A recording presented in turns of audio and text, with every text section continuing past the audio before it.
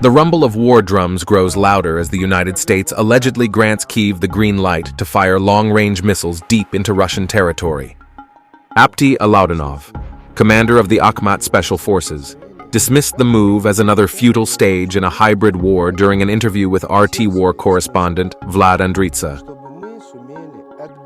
"We see that one crazy old man is leaving the post of president," he remarked, alluding to Joe Biden. "In Ukraine, there is the same expired, also crazy drug addict." This is the picture they get from the burnt category. His sharp critique underscored his view of a conflict driven by desperation and poor strategy. Alaudinov argued that Washington's focus on prolonging the war is designed to tie the hands of the incoming U.S. administration, compelling it to maintain the current approach. However, he emphasized that Russia's response should avoid mirroring Western provocations.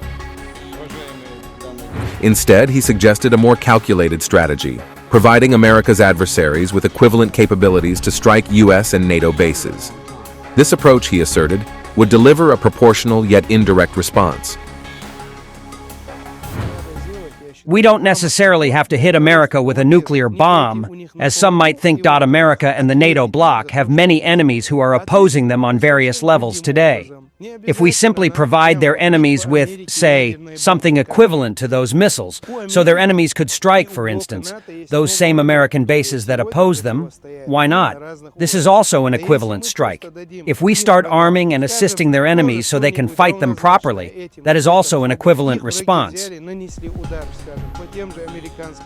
Alaudinov also highlighted the ineffectiveness of Ukraine's recent missile strikes on Russian regions such as Kursk and Bryansk, declaring them inconsequential on the battlefield despite Western support.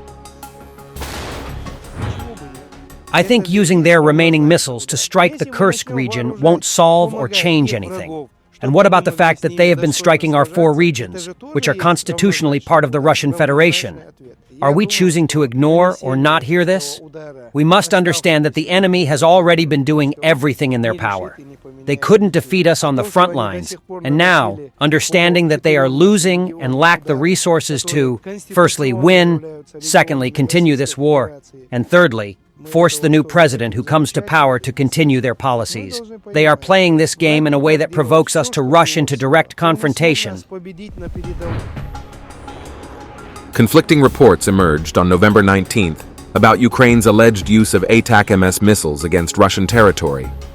While Ukrainian media celebrated these attacks, Russian air defenses reportedly intercepted most of the missiles, resulting in minimal damage. Russia's air defenses also recently shot down 2 UK-made Storm Shadow cruise missiles, 6 US-made HIMARS projectiles, and 67 unmanned aerial vehicles. The Kremlin swiftly condemned the U.S. for escalating the conflict. Presidential Press Secretary Dmitry Peskov labeled the outgoing Biden administration's decisions as irresponsible, accusing it of prolonging the war and thwarting any efforts toward peace. Foreign Minister Sergei Lavrov reinforced these accusations, stating that NATO's deeper involvement signaled deliberate provocation. He warned that such actions risk pulling the alliance into a direct confrontation with Russia. President Vladimir Putin underscored the gravity of these developments, asserting that NATO's decisions were no longer about aiding Ukraine, but about testing the limits of direct intervention. "This changes the essence of the conflict," Putin said, signaling a measured yet decisive response from Moscow.